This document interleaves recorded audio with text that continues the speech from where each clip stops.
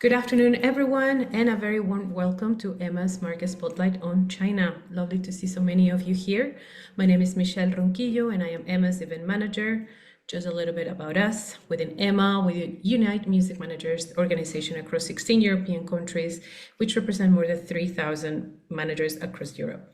We've made it our mission to strengthen European managers globally through our Empower program, which encompasses education, advocacy, networking, and research. Empower is a project co-founded by the European Union. If you want to know more about us, or if you want to stay up to date with the upcoming events, make sure to visit our website, follow us on social media, and sign up to our newsletter. You can find all the links in the chat in a little bit. Within the chat, there is also a general managers contact list where you can leave your contact details and find the details of other managers. And also when you log off Zoom at the end of the session, a super brief survey will pop up. Please take a moment to fill it out, as your feedback is really important and it helps us improve the upcoming event. I'm going to share the agenda of today. Let me know if you can see it. And today's session is going to be moderated by Jess Patridge, Emma's Executive Director. Today, we are in very good company and we have a lot to cover. So just a reminder that you can leave your questions in the chat and we must make sure that they get answered. And without further ado, over to you, Jess. Thanks so much. Hi, everyone. Thanks for joining for our first Market Spotlight of the year. Super excited to have it focused on China. We've been trying to get this one together for a while, and I'm very, very happy that we have such wonderful speakers with us. So to kick us all off, I'm going to ask Zero if she can just do a quick presentation of the Chinese market. As you know, we normally start with these, and thank you, Zero, for putting it together. Okay, so let me share my screen firstly. Could you see my screen, everyone? Yep. So, hello everyone, thanks for having me. I'm very glad to be here. Before diving into the Chinese market, let me introduce myself quickly. So I'm actually the project coordinator of the C1 project, which stands for Senior European Women Entrepreneurs in Music program, led by Le Laba. And that's how I met Jess and Marina there. And before that, actually, I worked for several cultural programs between France and China. So I'm not really in the music industry, but since the C1 project, I'm connected to the France, European, and Chinese industry, and I have learned a lot from my journeys. And I hope my insights could be available for you. So quickly, so how's the Chinese market nowadays? Here you can see in 2024, the total number of commercial performances nationwide reached 488,400, an increase of 10.85% year on year. And here you can see also a lot of stats quite positive. For example, before the pandemic, we have already over 200 festivals in China, but then it was really strongly impacted. And by 2023, we have more than 560 festivals nowadays. And here you can see that there is really a difference between the audience in Europe and in China. Is that in China, the audience is between 18 to 24, to 35, and it's a bit different. Because what I know is that in Europe, the teenagers are really into the music too, but it's not the case in China. And then here you can see that for the festivals, the city who held the most festivals are always the third and second tier cities like Beijing, Shanghai, Guangzhou, Xiamen, as you can see. And also every summer, the peak of is the peak of the Chinese festivals. And on the side of streaming, you can see QQ Music list the market, and then it comes followed by Kugou, Kuwo, NetEase, and Xiaomi. They are the musical platforms in China. And normally, if you have diffused your music on Spotify, normally they are connected automatic month to these platforms, but you need to check. So just to now, we can see that the stats and the change seems quite positive. However, if we look closer, for example, in January this year, 94% of the artists who had the tour in China are the Chinese artists, and only 1.9% artists come from other Asian countries, and less than 4% come from European and other Occidental countries. Yeah, it's quite difficult actually for the young and well-known artists to go to China. And I won't listing here all the statistics, but I share here all the where I get all this information, and I learn from them from the C1 project. I will also recommend you to check on the C1 project, and then just will share we'll introduce what's the project and the guides we made in this project. So in this slide, you can get the results, as you can know, all the nice results in English, and also actually the results in the source in Chinese are really are more deeply. But the problem is that they are only in Chinese. You need to have the WeChat. But I really recommend you to try to use the WeChat. It's like WhatsApp in China. Everyone use. So there you can get the information every day, and you can use ChatGPT or other applications to look for the information to understand the infos. I really recommend these two because they are really helpful, even for me who are not really from the music industry. So as I have already said, it's difficult for the young artists to go to China. What I would really recommend everyone to do is that try Chinese social media platforms and share your story. Try to analyze what makes you different from other foreign artists. For example, here you can see Annie. She lived in China for many years, and she loved music, Chinese traditions, clothing, and etc. Then she tried to create the music with the Chinese style and her own style. And here you can also get Rate, who went to the red note to share with people that actually the music you are listening to are my music.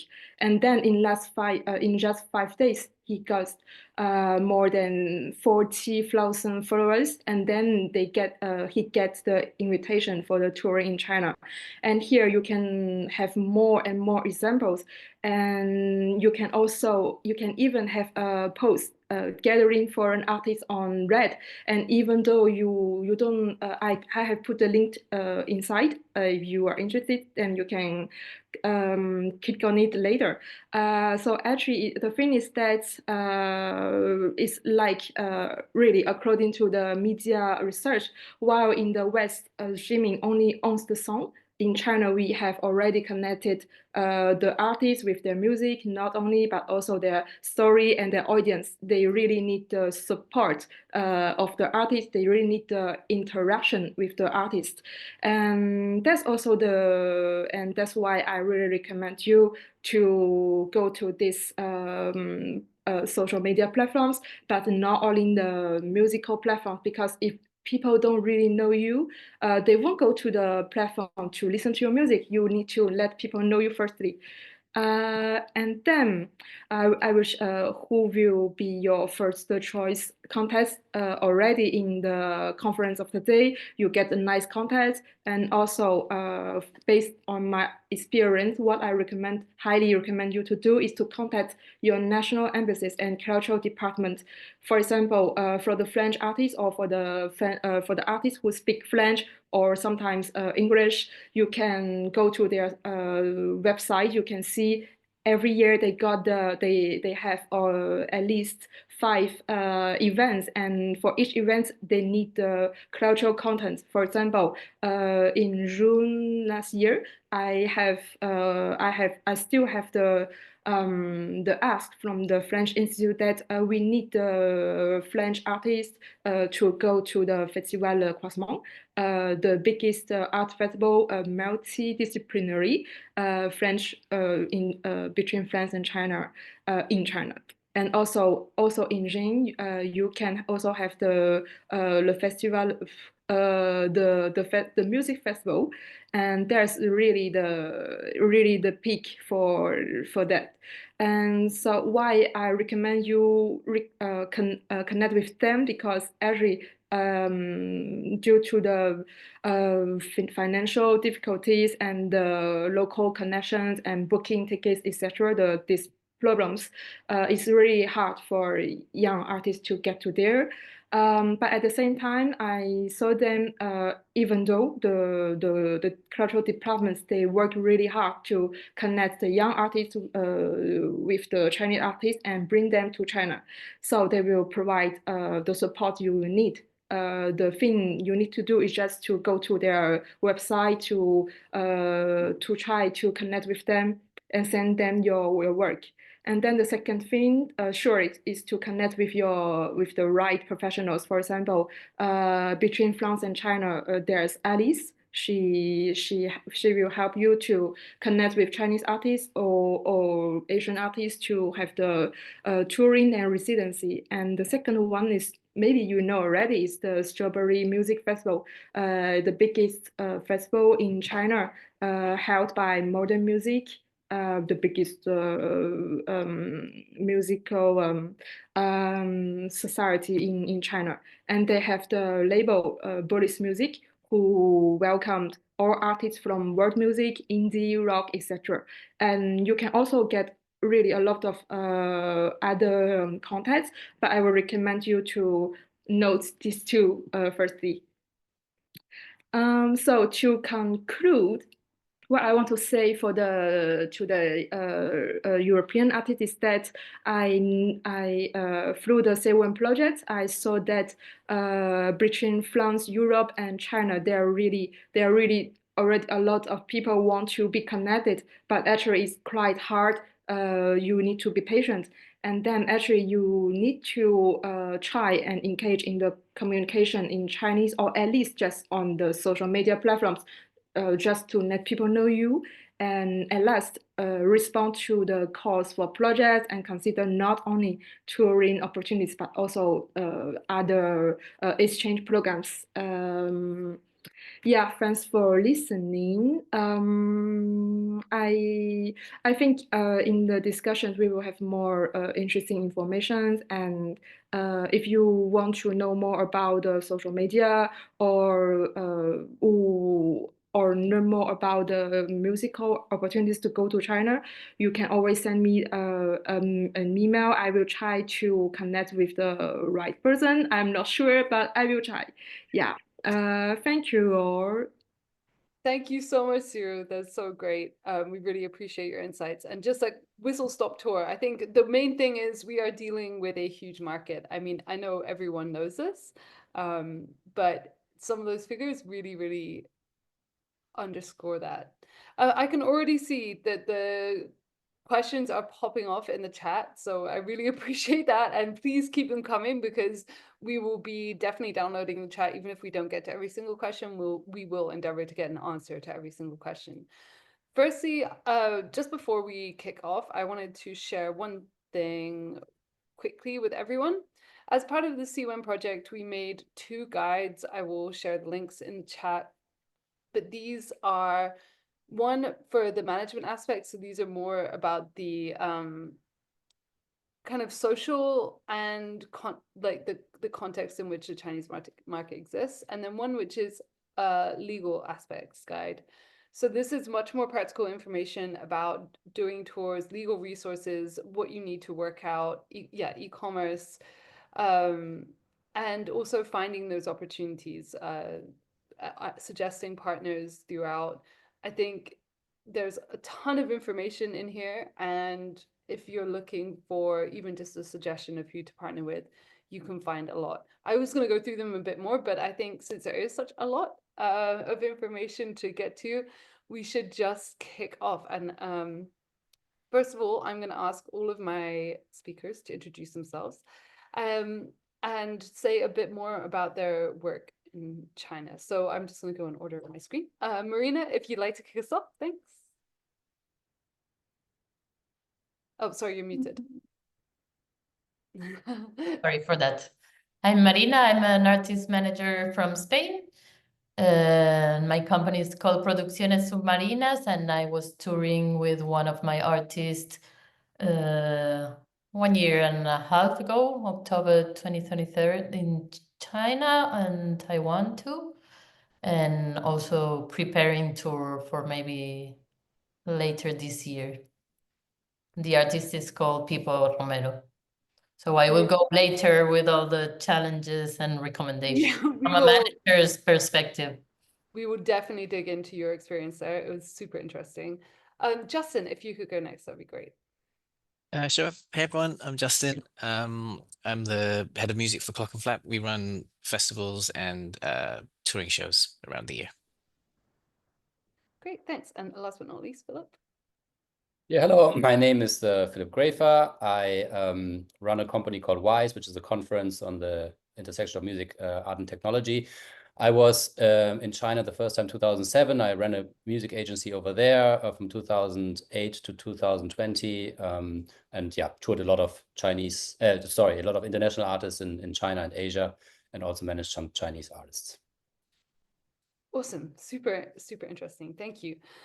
So to kind of kick us off, I'd love to just jump into your experience. I mean, I think most of you have experience in live, but it would be great to know more about how you collaborate, especially Philip and Justin, how you collaborate and what your process is for collaboration. So just assume nothing, like we don't understand anything, and just start from the beginning. Justin, if I could ask you to go first, that'd be great.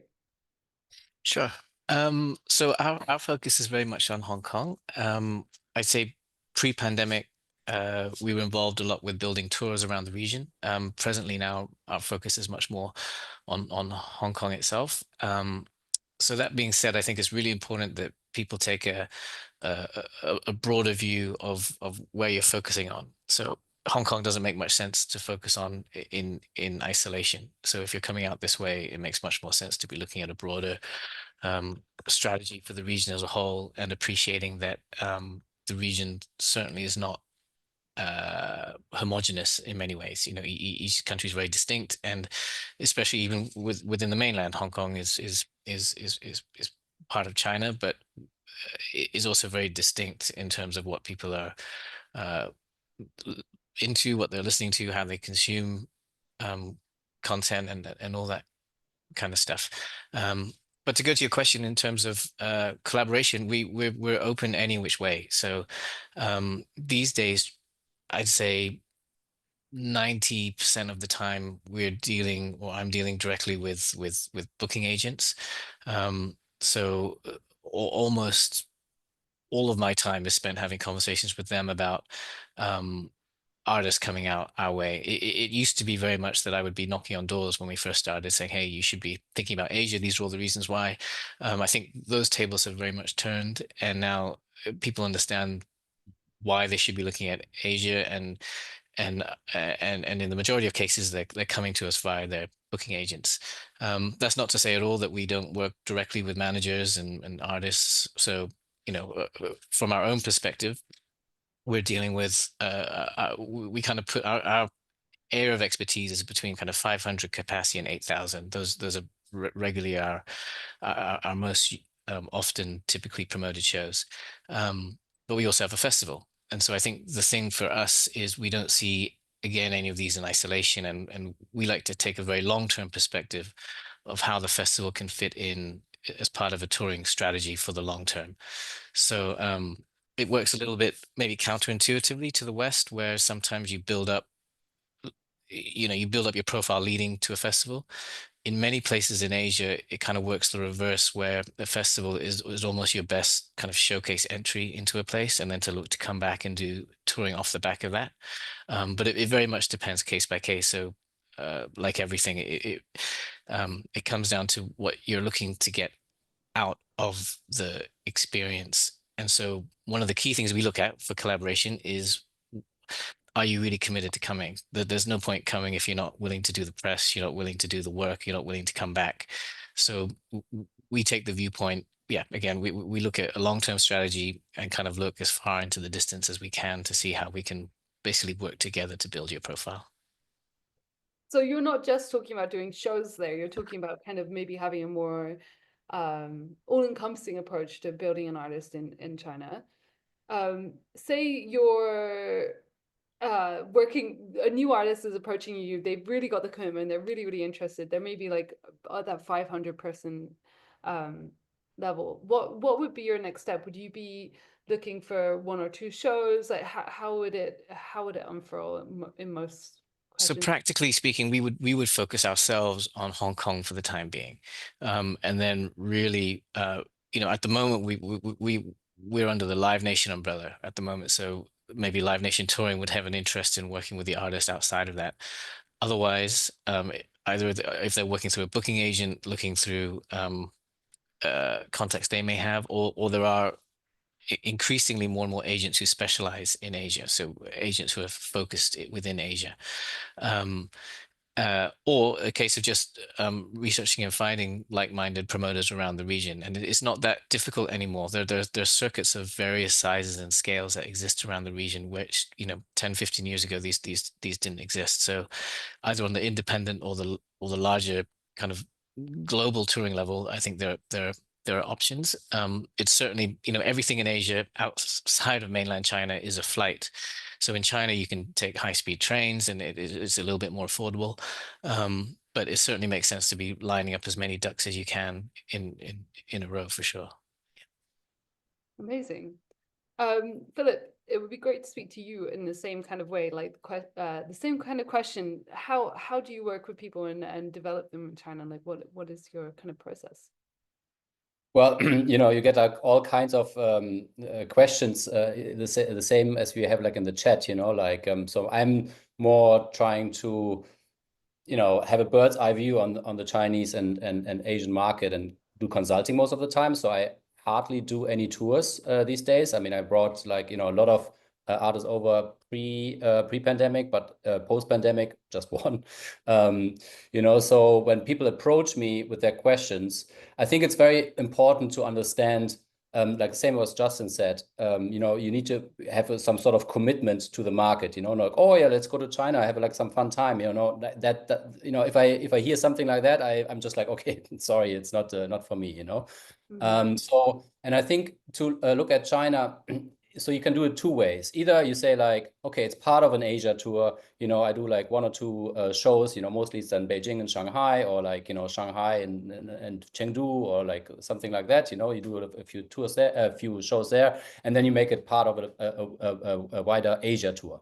If you really want to do China, it's like really doing the US or any other market. You have to really know the market. First off, you have to have an understanding of the market. Secondly, you have to like put like all your resources into the market. You just don't go to the US, say like, I'm playing a show in New York, and think like you can, do New York, or like the US. So you have to have the same commitment to China. And that means like understanding the market and knowing, okay, first off, you have like the biggest streaming companies, which are like under the Tencent or under the NetEase umbrella mostly, and Apple Music also plays a smaller role.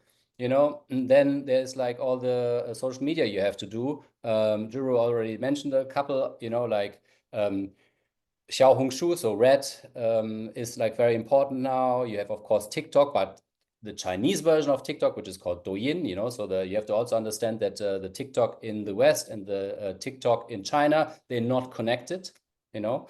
Then you have, of course, WeChat as your preferred communication vehicle, you know, your WhatsApp on steroids, as we say. You have to have WeChat. That's the most important thing ever, because if not, you cannot communicate. Hardly anybody uses email. These are like, you know, these are like just the absolute basics. And then, of course, you know, when it comes to touring, I think most people are interested in that. Then, you know, why should somebody tour your act in China, right? Are you on the platforms? Do you have a proper profile on QQ Music, you know, on NetEase? A lot of times it's like, you know, I look at the artist and see maybe, well, most probably your music will be distributed in China, because, you know, that's just like what any distributor these days is doing. You know, all the distributors are usually, you know, distributing their music to China, be it Orchard, Believe, or whatever. But what they don't do oftentimes is like to put like a proper profile on, you know, on QQ Music or so. So maybe your music will be there, but, you know, there's no photo of you there. You're, you know, it's just like there's no bio there, or the bio is in English, you know, not in Chinese, like these kind of things. So like these very basic kind of things, you know, like if you don't get that those right, then, you know, what's the point of even trying, you know? So that's how I would like to approach. There's so many tips in there. Like, I feel just like so many things that we could take away immediately, because those basic things can be the real difference. And yeah, I think definitely a lot of things to get people started, even before you look at going to China. And just, hey, what is it can I set up now? Just making sure you have the social profiles, making sure you have WeChat, Yeah. making sure you have a good Chinese bio, that kind of thing. And what also happens sometimes, I get these requests also, like, oh, you know, I have like a super spike in streams from China. What do I do now?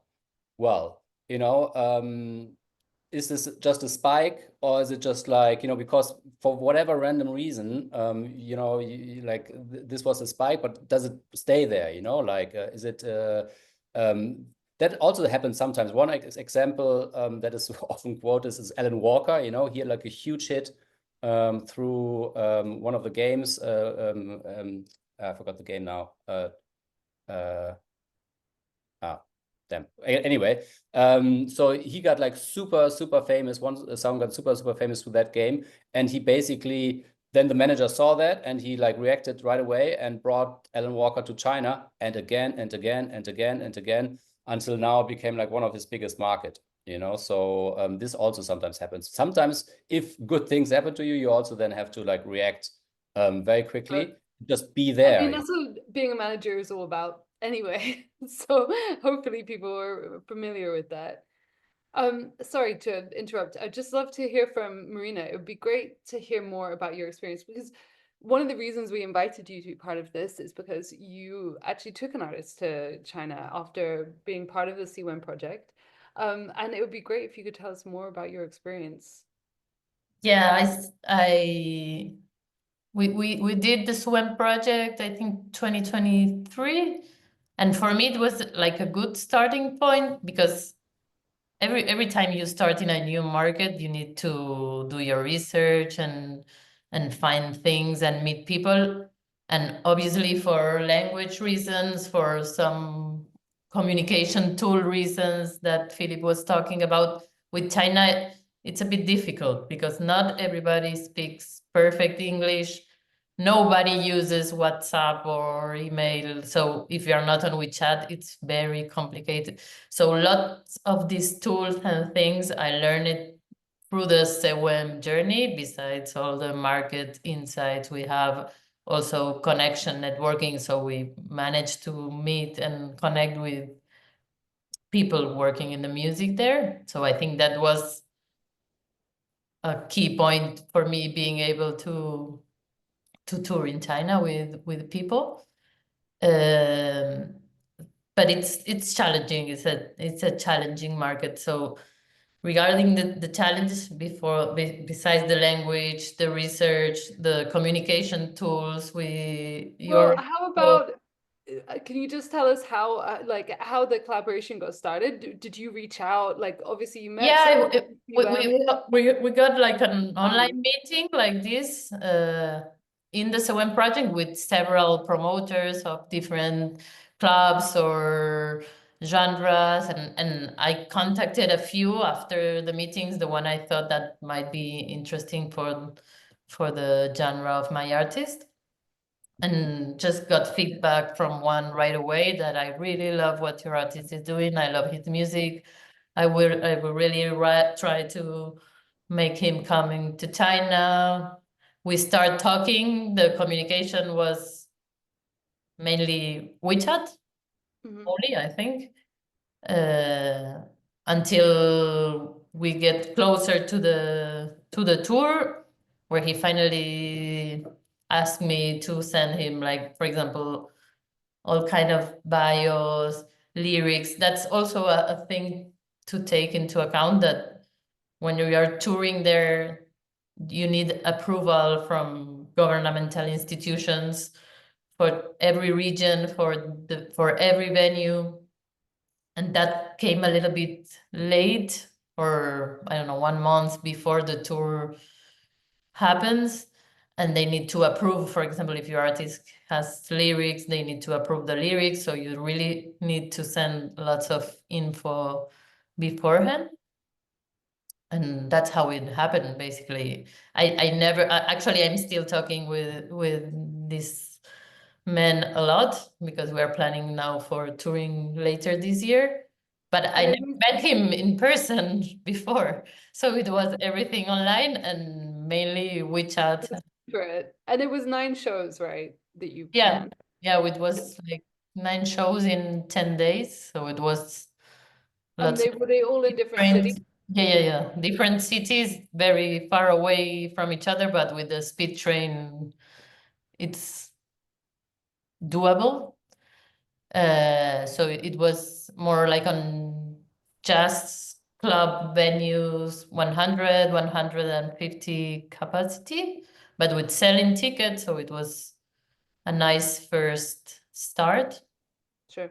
And also that's, I don't know, I think every artist is different. For my kind of artist, this is a good circuit to start, because it's like for seated venues, theaters, cultural centers, more that kind of.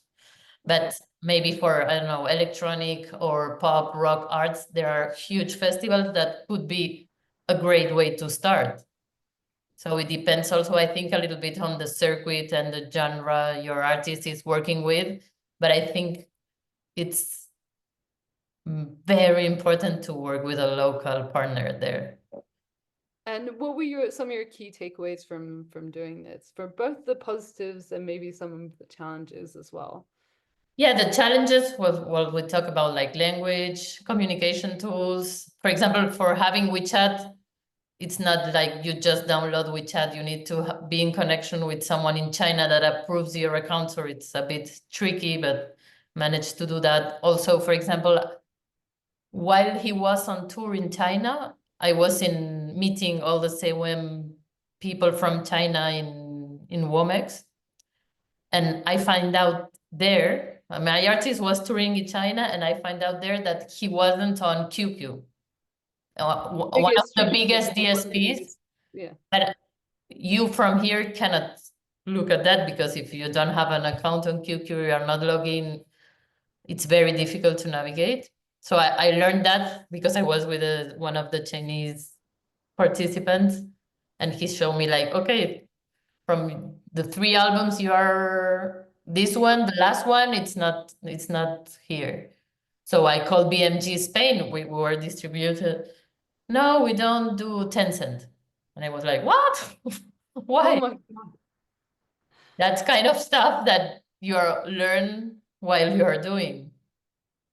And what else can I say? Also, another tricky thing, it's if you are touring other countries in Asia, make sure what kind of work visa you have, because in China you have like single entry visa. So if you're doing 5 concerts in China, then flying, I don't know, to Thailand or to Japan and coming back to China, you need a different kind of like two entries visa. So that it's also important to take into account. What else did I say? All the approvals and lyrics, and if there is some kind of political content in your artist, you might not get authorization for doing concerts. And you said that came quite late for you, but what was it? The process didn't actually take that long. Once you submitted your lyrics and everything like that, it was quite quick. I mean, once John got to me and said, okay, we're doing it, it was August. I had already like an anchor date. I have a festival in Taiwan and a tour in Taiwan already settled. And I knew that we were going there. I just say like the promoters there, like, hold on, I will tell you the flight back. I might delay it for a week. And maybe I got we got the approval. I think it was like a big holiday, maybe zero, you got in early September or mid-September or early October. Well, it was like a big holiday. So it was 1 month. It's fine. 1 month or 6 Okay. weeks in advance before leaving. Yeah, I think it was the national days in China. That's why Yeah. in the beginning of Yeah. the And I don't know, regarding advice, I would say like work for sure with a local partner. Sure. Try to set everything up in advance, but also be flexible for maybe last minute changes. Maybe also, I think there is somewhat, depending on the artist, but in the field of my artist, there is also some interest to pair concerts also with educational opportunities like masterclass, I don't know, in music conservatories. So it's also a good way to fill gaps between concerts, maybe. Sure. Just Be familiar with all the tools like WeChat and yeah, all the ones absolutely. I think mentioned. that's very clear how important that is. It would be great to move to Justin. When it comes to like festivals and all of these things, what is the landscape? Are they really focused on certain genres? Is it lots of modern music? Are there a lot of international artists playing these festivals? Can you give us a little bit of an overview? Because obviously you have festivals, so it would be great to Sure. know more. So I'd say in general, and it's yeah, in general terms, we're still very much in an early kind of growth phase, and you have to remember, compared to the West, we don't have the kind of historical legacy of having decades and decades of festivals, of having grown up with festival culture. So in many instances, we and others around the region have been trying to develop this kind of culture because it's not a natural path that many kids take. I think Julia mentioned it, that maybe in mainland China, it's not something that is seen as a natural progression as you go to as a young teen and then grow with your life, grow up as you age.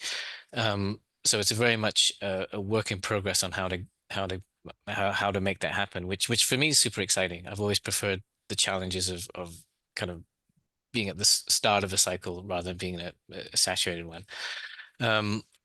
So that being said, I think we're still in this phase, during this growth phase, where a lot of the festivals take quite a broad approach. We haven't really had the ones drilled down into niche kind of programming yet, really. There's a few electronic ones which go more niche, but otherwise you tend to find that in the majority of cases they're relatively broad.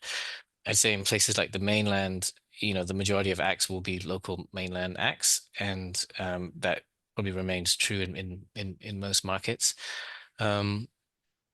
Ourselves, our mission or our vision has always been to kind of mirror the best aspects of what we see in our city. So Hong Kong is a very East meets West place. It's very there's this juxtaposition of old and new, and we try and kind of mirror all those kind of factors in how we book things. So we'll have acts kind of on the international kind of headline level, stuff like Arctic Monkeys or Jack White or Pulp or Phoenix, stuff that you'd see at Western festivals, but they'd be kind of paired up with regional acts locally, but also around Asia, where in the majority of cases, it's the regional and local acts that will sell more tickets, and that's just the reality. So we have to balance out these things. There are more and more festivals coming, and I think the exciting thing that is the opportunity, but equally you have to be super careful. And I say it's what we're seeing post-pandemic, there was a lot of energy and I think maybe investment, especially in the mainland, with festivals kind of proliferating again and a large volume of these things coming out. They don't, all festivals aren't created equally, and so even with the best of intentions, and I'm not sure they always had the best of intentions, but they're not. Festivals are not all reliable. So you have to really do your research, and you have to understand who's behind the festivals, what the intention and motivation is behind the festivals, and figure out how that works. Because especially in the last, I say 18 months, a lot of the offers that have been going to, especially international artists from festivals, especially in the mainland China area, I would say, have been really overinflated fees and kind of maybe not such a sustainable model happening. And this will, this happens across, across the world, and these things ebb and flow. So there's a bit of a correction happening now, I think, where you'll see some festivals maintain and go on and grow and build, and others will kind of disappear. But that's the natural landscape. It seems to happen time and time again. Yep. But it's exciting, and there's opportunity, and if you can get on those circuits, it really is a fast track to growth in these markets. Amazing. Is there anywhere like that you know of that has a list of festivals or anything like that where people can find out more about the type of festivals that are happening in Hong Kong and beyond? I don't think there's ones that collate kind of full information. There's a there are media outlets, but generally you find that they don't cover the region as a whole. So they'll be specific to their local market. So there's ones in Singapore that cover that market, or perhaps regions. They'll look at Singapore, Malaysia, and Indonesia, for example. Our focus is often in the more kind of Chinese speaking landscape. There is an industry focused platform called Gig Life Pro, and they have kind of a listing going with a lot of industry events, which I think is definitely worth. I think in general, like Philip was saying, like if you have to treat Asia like you would any other part of the world, and put the time and attention into building these markets. So just like there are showcase events around the world, these are happening across all of Asia too, and they need to happen all across Asia because Asia is 52 very distinct countries. So you can have a situation where if you're more indie kind of live band act, then a showcase event like Zandari in South Korea will make more sense. If you're maybe in the more commercial space, there's events like MUCON also in Seoul, which might be more up your alley. But these happen all across the region, and so it's worth looking into these and kind of finding contacts and building networks accordingly. Yeah, Gig Life Pro is a great shout. I think you can create a free profile on there. It's a good place to find those collaborators. And I saw a couple of questions about where you can find those for sure. Philip, it would be great to speak a bit more widely about the landscape in China, just about your recommendations when you're working with people, not just live, but releasing best practice, anything that you can kind of tell us so that we can make sure that we're doing things correctly. Especially when it comes to putting out records and making sure that alongside your live show, you're really promoting it correctly and building that audience. So it's not just that one and gone. Yes, I mean, so one thing we haven't talked about yet is also, and there's, I think, lies maybe, it's maybe a little easier, is like the electronic music place. Because when well, in China, you have like, you have the underground electronic scene like anywhere else, basically, with your underground clubs, usually, 100 to 500 capacity, something like that. And then you have like the commercial, EDM clubs, although both of them are not doing so well at the moment. But, there it is a little bit easier to get your artist into you know, especially in the underground places, because, you know, DJ, you know, you just need to have one person fly in. They pay, you know, depending on how big you are, between, you know, 500 and maybe 5,000 euros, you know, something like that. So there's like a chance. And then also most of these underground clubs, you don't really need what Marina was describing, this kind of like visa, you know, like you don't need to apply for lyrics and stuff like that. So you can just go unofficially, of course, which you know, like there's a gray zone basically, which you can go, you know, of course, on your own risk, of course. You know, I'm not saying that you should do that, but it is a widely held practice, to be honest. So that's one thing. And of course, what I said before, you know, you should do like some sort of a digital health check, you know, like, you know, see that your music is on the right platforms, see that you have like some sort of profile set up. You also have to think about, you know, how do people find you? You know, the internet in China, you know, the Chinese Google, Baidu, basically, you know, when you like put your name in there, a lot of people don't even really use that, you know, like they use like WeChat to look for your stuff, or Douyin, you know, or like any of these apps. So if you're not on there, it's a problem. Yeah, these are some recommendations I can give. What are some of the biggest differences, like when you've had artists go over, especially post-COVID, like what are their biggest impressions? What do you find that they take away from their experience of touring China? Are the venues very different in the way things are looked after? We had questions about merch earlier. Is it very popular? Like, is merch very popular? Is it something that's really, really important to sort out? Yes, I definitely. I would take just like, you know, merch across, you know, like with your suitcase, you know, like, I mean, unless you like unless you sell like millions of merch, you know, just like you know, take a suitcase across, probably they will not check you at the border, you know, if you have like a couple of t-shirts or CDs. I mean, if somebody buys CDs, that's the other question. Maybe vinyl better. And there's definitely, yeah, people buy stuff, you know, like they love it. So just take it on your tour, definitely. And anyone who is looking for advice on merch, there were some great notes earlier in the chat, and recommendations of where to maybe get merch printed and made up for your Chinese tour. And I think it's a great way of making sure.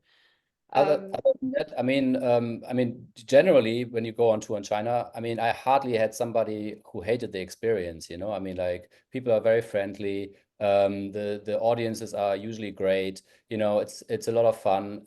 You eat, you know, have great food. It's not super expensive to tour. It's also one thing to keep in mind. You know, if you tour in the US, it's like crazy now with the prices, you know, but in China, there's some more deflation. So, you know, it's actually quite affordable. So these are definitely also, you know, good parts of touring in China. Thanks. Zero, sorry, I just wanted to come to you before I ask a couple of the questions in the chat.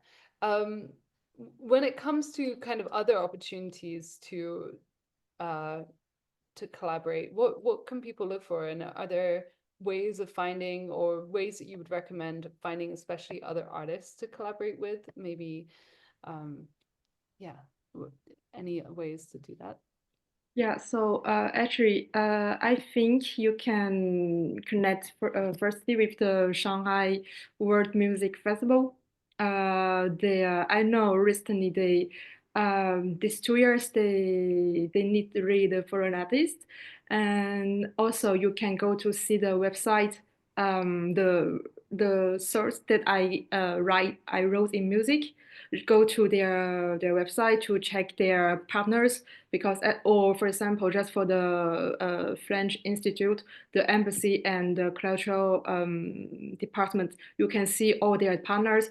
Try to go to, for example, for the French Institute, you can go to the Festival de la Musique, the music festival of summer, and just look in their informations, where who are their partners, local partners. For example, in Wuhan, you can go to World Music, who wanted to have French or general European artists in rock, in indie, to teach music there, and then to bring some to make some residency in Europe and then in China, and then the tour of the two sites. But it's kind of really difficult. I follow this project, and I think they told me that since 5 years ago they tried to connect with with the people, the right structure who can realize this project. But every year there's not really the result, and so that's why I recommend you really to look into the posters, in the bottom of the poster you can see The partners, yeah. Yeah. Really look at who the partners are and maybe reach out locally as well. And those that can reach out to their local organizations like the French Institute, and there's a few others like British Council and things like that that do a lot of work. Yeah, I think I could add one thing is that for the first timers to China, you can also contact with the schools in China. For example, you got the conservatories in China. That's not really a lot, just I think it is less than 10. So there's not a lot of work to do. What you need to do is to go to check, ask ChatGPT, who are the conservatories in China, in Beijing, in Shanghai, in Guangzhou, and then you send them emails. I don't know if it helps, but at least try, because I know for the schools, they have always the exchange programs, and they get the money from the government to support it. And it's the same for the others cultural industries in China. Just began with the not aimed really not do not aim the biggest festival for the first time, trying the little things, and then when you get to there, when you get the partners, you will have more opportunities there. Absolutely. Thanks for that insight. I want to ask a few of the questions from the chat now, because we've had some really, really great ones. And I'm not sure exactly who'll be able to pick up on them, but we'll see. So the first question is about sync. So do you have any insights about sync in China and how it can help, like how useful it is to get a song on a Netflix show or another platform, and which are the most popular for film series in China as well? Does anyone, does anyone have any insights into sync, the popularity? Well, I mean, there is international brands, that sync stuff into China. Like if it's a Western brand, they do that. Sometimes they do it through the headquarters. Sometimes they do it through Shanghai. Shanghai is more like the the capital for like all the agencies, for the advertisement agencies and so on. So of course that's great if that happens. I have not heard very much about Western music being synced into Chinese films, to be honest. If you would, if that would happen, it would need to happen probably through the director. The job of a proper music supervisor is not really there yet. I don't know of any Chinese music supervisors. I might be wrong, maybe there is some, but I don't know of any. So this is a couple of things. And of course, games, as I mentioned, like China is like a huge gaming market. So, if you can get your song into a game, and I mean, a lot of the gaming companies, the big ones, are actually owned by Tencent. So, there's definitely a connection there. Like Supercell, for example, in Finland, I'm not sure like how big their games are in China, but like it is a huge gaming company that is owned by Tencent, or at least 50% or so on. So yeah, these kind of things can definitely help. Thanks so much. I think also it would be great to look at sorry, just does anyone else want to add anything to the sync question? There's definitely, I think, growth and interest there, but maybe we have to do a whole other spotlight on that element. So someone else has asked, one of our acts is going to China to visit a country and will place a few small gigs via a friend in some clubs. What should they do to get more exposure in media? And how can we find local agents and maybe invite them to the show to get booked again in China? Justin and Marina, I think that, yeah, it'd be great if either of you could speak on it. I think it's the same as anywhere. You just have to do some research on who kind of like-minded souls are, and then kind of reach out to them and see if they'd be interested. So that there's no magic kind of quick fix solution to it. Sorry, I'm not sure. 1 second. How that person's started sharing their screen. Oliver, if you could not. But yeah, depending on the kind of music, what kind of scale you're looking at. I think, for me, the easiest thing is to always look at what similar kind of parallels are happening there. So other artists that you may think are similar to yours, what they've done there, who they've worked with, that kind of thing is always a quick thing. It's so easy, even between just artist to artist, kind of connecting with each other, and then to try and get recommendations from their side. I think that kind of crossover and kind of cross-pollination between artists is often so efficient and useful. Practically speaking, I'm certainly happy to give any advice or shoot any names over that I might know. If people want to get in touch, it's no problem. I can share my email and stuff. But yeah, I don't think there's any one quick fix. It's just work. It's like it's effort, and it's putting the time in to do it. I think the reason why the question kind of keeps coming up is because sometimes it can feel a little bit dense from the outside of how to even find the information of who would possibly be interested. So yeah, but I would say the same, because it's difficult to research in lots of Chinese webs are in Chinese, so it's more difficult than research to other countries. But I also did that a lot. Like I looked at similar artists as my artist. For example, I found some guys that just specialize in acoustic fingerstyle guitar, what it's one of the things my artists do, and track those guys through similar artists. So you should really look your artist, what kind of venues are you wanting to tap into, or what kind of festivals, and after that look for artists that tour China already and do the research from there. I think it's a great starting point. And also, of course, if you know artists that tour there, asking them, it's because also you get work with that guy, not that guy. You get really first-hand recommendations on who's pro, who's responding well.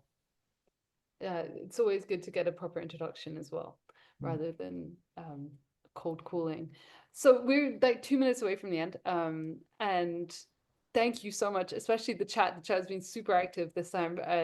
Lots and lots of questions and recommendations. I really appreciate it. But just quickly before we go, if all of you, I would love if all of you could each give a recommendation of something to check out. It could be a website, it could be a radio station, it could be anything, just a place to start that might be interesting to our audience, and we'll collate them and send them out at the end as well. Philip, maybe I'll start with you. Do you have a Yeah, I mean, to get a little bit of an idea about what China is about, there's this website called Radii. It's more like a cultural website and some trends that are happening and so on. That's kind of interesting to get a little bit of a pop cultural kind of insight into China. And I mean, to be honest, also one thing that always to keep in mind with China is somehow geopolitics, because everything is political in China. But I'm not sure how much people are interested in that here, but it's always interesting to keep that in mind. Yeah, if you could share the link in the chat, that would be really great. Thank you so much. Justin, do you have any recommendations of something they could check out? Yes. Let me have a quick thought. Well, the industry side again. So I think that Gig Life Pro is a good starting point. And there are other great well, there are certainly lots of great showcase events that I think are worth checking out across the region. China specifically, I would say also, and this is, I'm biased, but consider kind of Hong Kong's potential as a gateway to China. In many ways, it's an easier entry point into the region in that we don't have the same there isn't the same Ministry of Culture process there. Language-wise, it's maybe a little bit more accessible at a first point of entry than China is. It's a free port, so things like carrying merch isn't a worry, or you don't need carnets for your freight, things like that. So yeah, I would look at those things. Absolutely. Thank you so much. Marina, do you have a recommendation? I would say also like look into your usual networks. For example, for people, I usually go to Womex, and Womex has a huge database. So I will do do a little research there from companies from China. You can filter from countries. So there you also get access to people that at least know what Womex is, were there, maybe not this year, but maybe 10 years ago, but still I think it's a good point of connection to try to contact professionals from there and dig in your networks also. I don't know if maybe someone has a good professional market to recommend to attend to in China. I don't know. And I've never been to any, but I think also that's a thing to consider, that maybe going to a music market Conference. over there, conference, showcase, festival on the genre you're interested. I don't know if there is only one main big event or maybe lots of smaller, but also research on that and maybe consider going there. Cool. Thank you. And yeah, anyone who does have insight into Chinese festivals, please, showcases, conferences, then please do share. Zuru, would you like to share something as well? Yeah, so actually, just for information, I think the biggest festival and conference is always in Shanghai in November. Normally, it's in November. It's called Shanghai. I don't really get the name. But I wrote it in the CWM guides. I will recommend you to check out it. And I think Justin and Philippe, they can have also more information about the conference in China since they work really in the industry. If I would like to recommend something, it's really for the very, very first timers, go to the Chinese social media platforms. And even nowadays, after the TikTok refugee event phenomenon, we have a lot of artists, foreign artists on the Red. You can go to there, listen to their music, and actually to welcome the foreign friends. The Red, they even developed a button to translate. So even though the people write in Chinese, you can translate it in English or I don't know, maybe just English, I don't know. And you can communicate with them. You can just write your language and then it translates in Chinese. Try to go to listen to the music of the foreign artists who already have the followers, and try to understand why, try to find out why the music are popular in China. I think that will really help you because the Chinese people don't really have the same aptitude and of the rhythm of the music. And also actually on the TikTok platform, there was an artist who shared that actually the music really popular in TikTok, it was the Italian music. And the people didn't know, and so actually they reformed a bit the music, and I would really recommend you to listen to the music and to identify what makes the song was not popular in Italy, and then when it comes to China, what changed, what makes the people want to continue to listening to the music.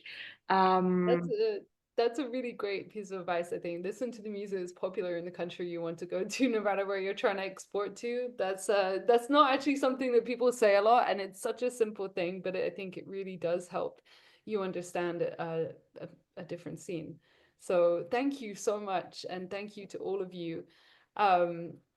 We will be sharing everything that was said in a follow-up email with the recording of this session as well, along with the CWEM guides that Zhu mentioned, and all of the links. We'll download the chat to make sure everything's in there. So thank you so much. Thank you for joining us today, and I will see you next time. Don't forget to come to the next EMA event. You can always find out what we're up to at emma.community/events. And don't forget to fill in the survey afterwards. When we leave, one will pop up, and it really helps us if you just let us know how you found the event. So thank you so much.